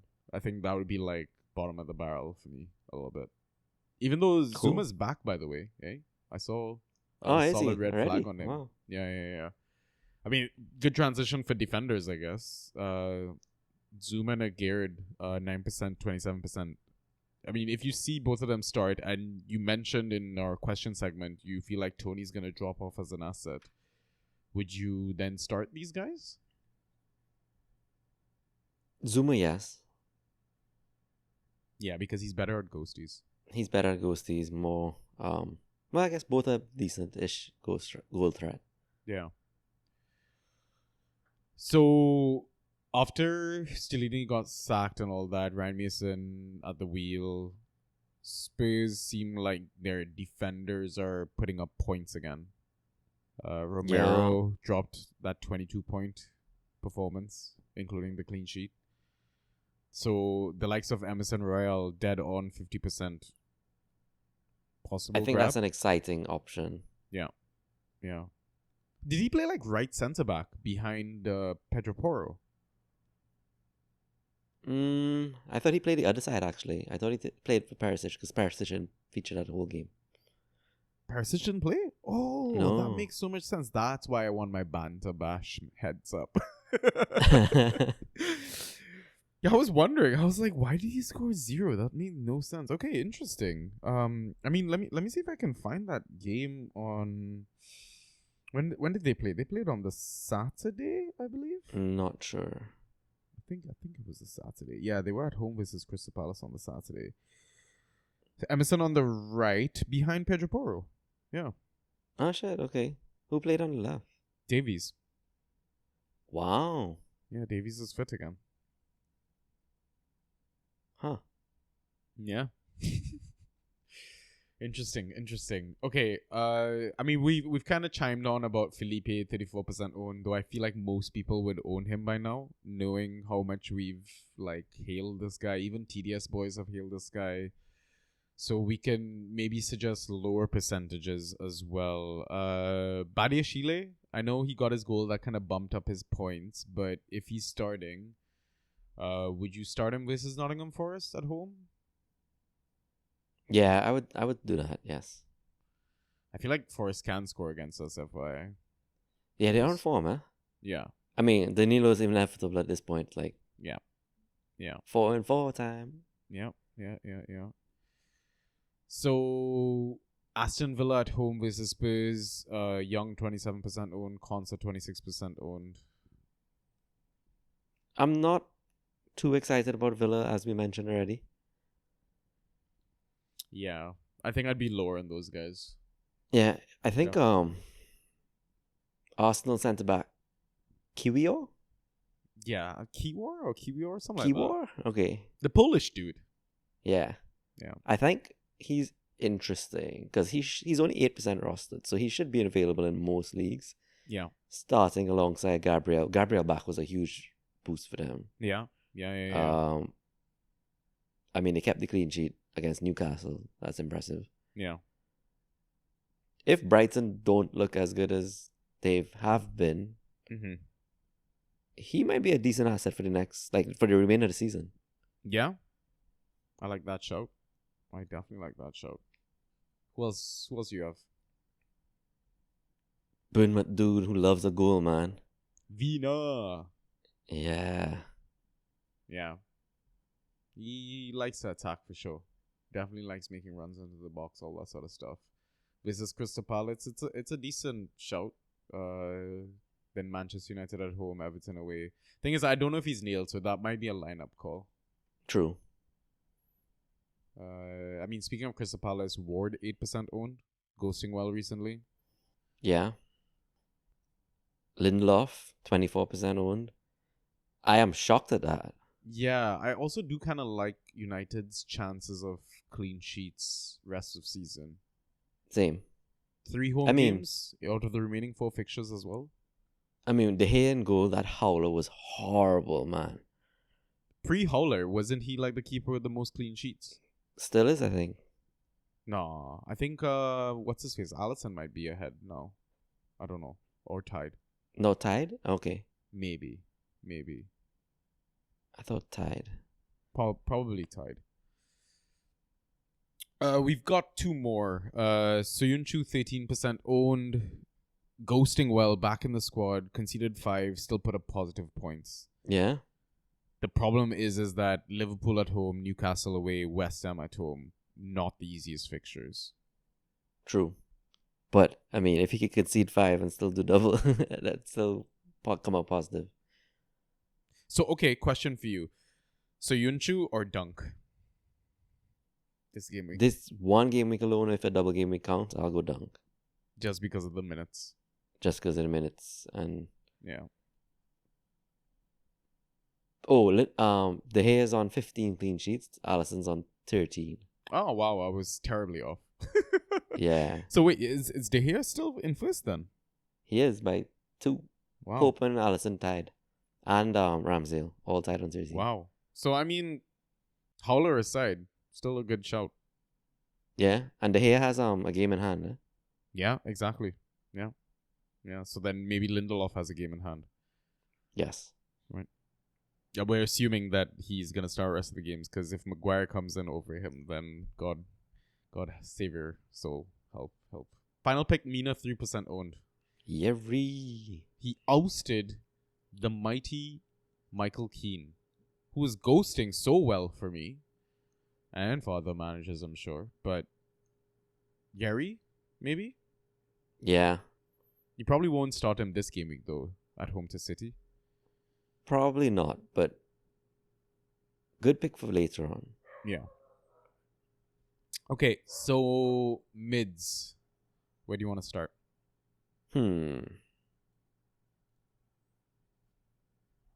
I want to start with Newcastle because of the double game week. I cannot believe... I mean, I get it. Jacob Murphy, he's not that nailed, but man, he should be more than 36% owned and not. Yeah, he should be. Is there any chance that you're not starting him? or No, if he in a double game week, if it counts, I'm playing him regardless. I own him in 2 leagues, and if he doesn't start, I'm still playing. you're not worried about like the lack of 90 minutes or randomly he likes to get 0 points or something like that? Did you see that? I think it was in his history. Like he got like 20 points one game, then got 0, and then like double digit hauled again. Jeez. I think so. Longstaff out just hampers Newcastle entirely. Yeah. But I think he's almost back, so I'm slightly higher on their assets again. Okay. Yeah, I don't know. I think this is like up for debate and all that. But yeah, he does look good and all that. So maybe you roll with him. Like you said, it's the minutes and all that. Okay, so I mean, sticking to double game week. Any Brighton ones? Probably not, eh? Oh, Buonanotte is a midfielder, isn't he? He is. But he didn't do well or something recently. Is that what you mentioned? He's been benching. I think he came on for March when March got injured. Okay. So yeah, he has the possibility of starting and doing okay. Yeah, so he came on 45 minutes, scored 1.5 points. Before that, 62 minutes, 4 points. Before that, 33 minutes, 2 points. And then before that was The goal. his start, his goal, 15 points. So not the best ghoster. No, And no guarantee of, I don't know, a spot. a spot. Like, who's to say he even plays like at least 120 minutes is what I'd want from a double game weeker, which is what Murphy would probably give you. Yeah, you would think so. Okay, so where else can we go? There's the Fulham boys Yeah. with yeah. Pereira out. Someone has Yes. to get an uptick. We think it's Harry Wilson. Mm-hmm. He's been ghosting and returning fairly decently. 48% owned. Tom Kearney, that brace, Yeah. ridiculous, absurd. Yeah. I don't understand where that came from, but Yeah. 2% owned. He's probably free. 2%. Yeah, he should be. And Mr. Tackler himself, Paulinho, 47% owned. You'd assume he'd be rostered, right? Maybe. Would he? Probably not. I guess. Maybe. And their fixtures are decent. Southampton away, Crystal Palace at home, United away. Yeah. For the next 2, it's decent. Because United are usually strong at home. So I mean, once Paulinho manages to avoid the yellow card, he's a good asset. okay, so he's a terrible asset then. Nah, he's doing well recently, so. Yeah, he loves his tackles for sure. Let's talk about maybe some struggling teams, or fighting Forest. relegation. Yeah, Forest. Danilo, 4% owned. Yeah. Goals in Man. the last 3 games. Confidence on an all-time high, probably. Yeah. Playing next to Kevin Gibbs-White. No, that was bad. That was bad. I was gonna say like KGB or whatever, but that's even worse. It's really... that is... yeah. This is I why like we rate the KGB. pod. I like KGB. That's why we rate the pod explicit. You know, Right. the cursing and these moments. Yeah. But no, I really like Danilo as a shout, man. He's gone 23, 14.5, 18.5 in his last 3 games. The 23 does also include that assist, but yeah, goals in his past 3. Their fixtures: Chelsea away, Arsenal at home, Crystal Palace away. It's tough. It's a little tough. The Arsenal Except fixture Chelsea. alone. Yeah. Nice. Basically, well done. Yeah. So I like that as well. Where else can we go?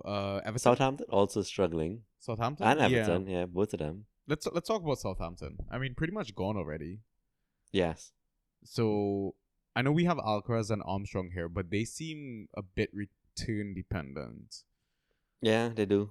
Alcaraz has been impressive to some degree, though. Yeah, he's like getting returns. Yeah, I would like be somewhat interested if I was another club. Yeah, yeah. Lavia 6% owned. He's a bit of a steady Eddie on the lower end of scoring. So I don't know Yeah, if like you a 7 point less. yeah. Mhm. At this point of the season, probably wouldn't gamble on him, but like, who knows? If he gets picked up by a PL club next season, he could be a decent steady Eddie to own to plug as your 6th, 7th midfielder if you need a spot. Yeah. Okay, so where else can we go? Everton, right? We're talking about other Right. struggling teams. Decore. Yeah, boy. True monster. True monster. It really is. Honestly, he just needs like a positive environment and a good manager, and he's like one of the best, maybe 4th midfielder spots in a roster. I would argue even better than that. I mean, he could easily put up double. He has other avenues to points, right? Yeah. Very good box to box. Has pedigree, Yeah. I'd say. Yeah. What about Garner, 2% owned? He's come in pretty well into that team, huh? Yeah. He's I- young, right? Yeah, and I think he was part of the Nottingham Forest team when they got promoted as well. He was like one of their best players. Okay. Yeah. Yeah. So I just I feel like he could possibly get a return or something like that. But I mean, I'm obviously eyeing like game week 37, 38, like Wolves. away, Yeah, Bournemouth not versus City. No. Neither No. of these Neither picks are for Decore. City. Yeah. Yeah. I mean, Decore is a closer one. Maybe because he I has guess. things to do in midfield. Who knows? True. I don't True. know. But I'm like, the thing is, okay, like we have other picks here, like Sabitzer at 33% owned as well. Lineup Like, dependent. yeah, he's probably not gonna start. What about Nunez, 35% owned? Ever since the Screamer versus Chelsea, he looks like an asset again. Yeah. I guess he doesn't appeal that much. Yeah, But you agreed. Yeah, he's a decent one. Phil. Jeez, Phil Jones. Throwback. Curtis Jones. Yeah, He's nailed on that spot, I would say. yeah. I agree. Good fixtures. He has the potential. Yeah, good fixtures, and he has the potential to go as well because he can Yeah. get involved in the attack when he's ready. Yeah. I like that shout. Definitely like that shout. And finally, Bournemouth boys. Yeah, Ryan Christie. Also got a ghosting well. return this week. Yep. Yeah. And Jefferson. is Lerma return dependent? I'm not sure. He's like a lower end steady Eddie, like you said. Yeah. With who was it? Lavia. Yeah. Lavia. Let's not say Lavia. Sorry. People might hear Yeah, that's everything. true. We are so screwing ourselves on It's all right. It's all right. It's like you said that, and then you said screwing ourselves. It's like we Oh, just man. keep getting. that and KGB. We're just Yeah. gonna tank. We're gonna be great. No, I like that shot though. Away to Palace, away to Everton are fixtures that I would target, and I mean they do play United at home, but United aren't great on the road either. So True. it's one of those very desperate sort of picks. But I'm hoping that you have better options than relying on the likes of like the steady eddies that we suggested. So Yeah. okay, finally forwards. So a lot Where- less available than the other Yeah. positions. Yeah, I- yeah. One who's been exciting me, and he's kind of playing reverse OOP for a team that's on rubbish form. Can only be Madueke. Chelsea. Yeah. Yeah. Yeah, well, I mean, I shouted Madueke with Robbie, I think, or even before that, because it seemed like Lamps was giving this kid a chance, and he was playing better under Lamps, and every time he got minutes, he was ghosting points. It was like that sort of Mitoma sort of output. Like, Right. I was like, okay, maybe this guy could be worth something. And I think someone in our playoffs grabbed him. I think it was Nutson or something like that. But yeah, I like that shout, man. He looks exciting. I think He does. in his game versus Bournemouth, he got 8.5 or something like that. Got 5 dribbles. Yeah. The problem is that his final product is lacking, but his ghost Ah. points are making up for it. And he usually doesn't see out the game, right? No, he doesn't. But it wouldn't surprise me if he gets like 2 starts in the next 4 games. Yeah. Like that. Actually, that's a good point. I mean, Chelsea double in 37, Man City away, Manchester United away. Very tough fixtures. Would you risk starting Madueke, or would you risk starting Kai Havertz? No, Madueke at this point, he's been ghosting much better. Yeah, I think I agree. I'm like close to dropping Kai for playoffs. Yeah, I probably would as well. What about the Forest at home game? Yeah, we mentioned him already. Awuni, he's looking reborn. Well, Forest on a whole have been good. Yeah. Really fighting for stay up. Yeah. And when service coming from, oh man, I can't say that anymore. Morgan. Yeah. Yeah, from Morgan. Yeah. So I haven't watched them recently, but Brennan and him have been both starting, right? Yeah. So it's just a very aggressive lineup then. Yeah, that's what it seems like. Let me see if I can pull up their last lineup because they played on the Monday. So they would have started Johnson, Awoni, Gibbs White up top, Mangala, Danilo, Yates in midfield, Ore, Felipe, Niakate, Lodi at the back with Navas in net.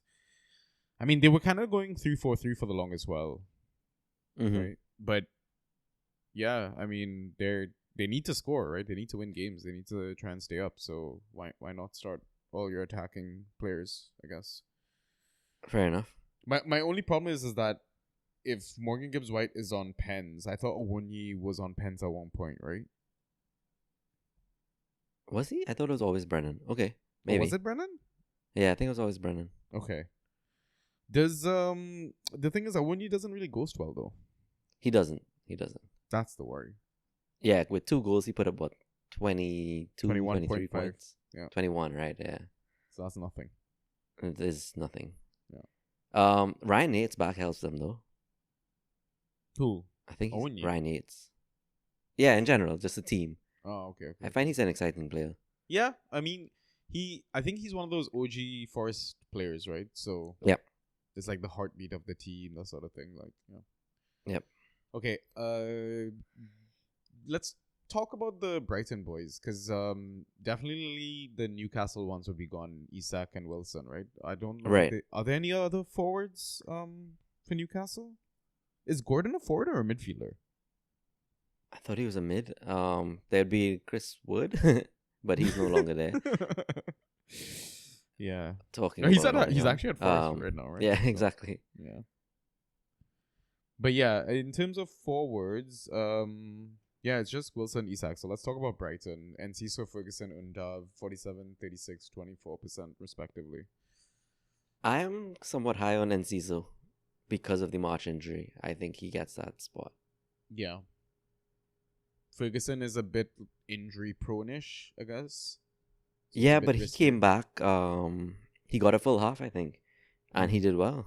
Mm. And then what about Undav? Undav has been he filled in nicely, I should say, Yeah. for when they were struggling for someone up top. But I don't know. He only got a half last game and did not ghost well. Yeah. True. So I mean, if you had to rate them, I guess Undav would be at the bottom of that list. Yeah. So who you Ferguson, if going? he starts, is probably a better pick. Yeah, but who But you I don't know higher if he on starts. between I'm Enciso? higher on Enciso because I think he gets more minutes over the 2 games. Yeah, that's fair. Probably the fitter player, right? So Yeah. okay, cool. I like that. This guy, you own him. Uatara. 43% own. I'm assuming patient managers would still have him, It wouldn't surprise me if you dropped him when he was getting his benching and all that, right? Yeah. I'm He was always assuming- ghosting Yeah. well when he came on, though. Yeah. It's just you wouldn't start him unless he's starting, right? Yeah. I mean, in this case, I'm assuming he starts. I'm gonna start him, I Same. think, in my playoff game. Yeah, good fixture. Definitely a good fixture. Cool. Finally, I think we just. I mean, we have two, but I don't know if I want to talk about Cunha too much. I feel like that's lineup dependent, and he's a bit hit and miss. Like sometimes he's more hit, but when I've played him, I've not gotten points. So, Yeah, fair. and he's 11% owned, so you could probably grab him. United away, Everton at home, Arsenal away. Tough-ish fixtures. That's the problem. True. So let's go to our final discussion point. Fulham. Vinicius 8% owned, but Mitrovic is eligible to play again. I mean, it would be exciting to see both of them play. Together? Yeah, Has that ever happened? I don't think so. I don't think so. I mean, But it's a good time with to Pereira experiment. out, yeah, exactly. With Pereira out, they could always try something new. Yeah. So I mean, would you be holding Vinicius though? If he's, I know he's been playing well, scoring well, all that sort of stuff. But if he gets benched for Mitro, you drop him. No, at this point. I would drop, yeah.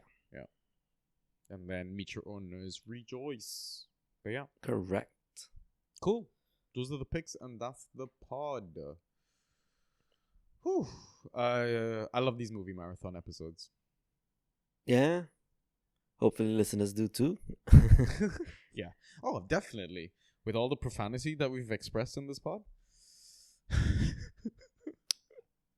Yeah, so well intentioned. Do you have any final pieces of advice or thoughts or anything like that before we sign off? No, I think just good luck to everyone in their playoffs. Coming down to that end of season, make sure you enjoy, the postseason break before it all starts again in summer. Yeah. I mean, stay tuned. We're going to try and do some content. I mean, like sign off with the inside tracks and then hopefully get early start to the preseason content. Because I'd love to know who we should be looking out for from the promoted teams, right? Yeah, we could plug the shout out for Burnley and Sheffield rep again. Yeah. If you reach to this part of the pod. Definitely. And I mean, my final piece of advice is don't be afraid to drop highly owned assets that have been performing for you all season long. Because it doesn't make sense holding on to dead weight if you're not gonna get to the next Win stage. your game. Yeah. Yeah. Absolutely. But other than that, feel free to get in touch. Hit us up in the Discord, on Twitter. Tag us as well if you want to discuss with other members in the community. We're always happy to chime in, give our 2 cents. And as always, Russ, says just have fun. Enjoy the football while it lasts, like Ryan said. So, yeah, I think that's it for now. We will catch you on the next episode. Until then, peace.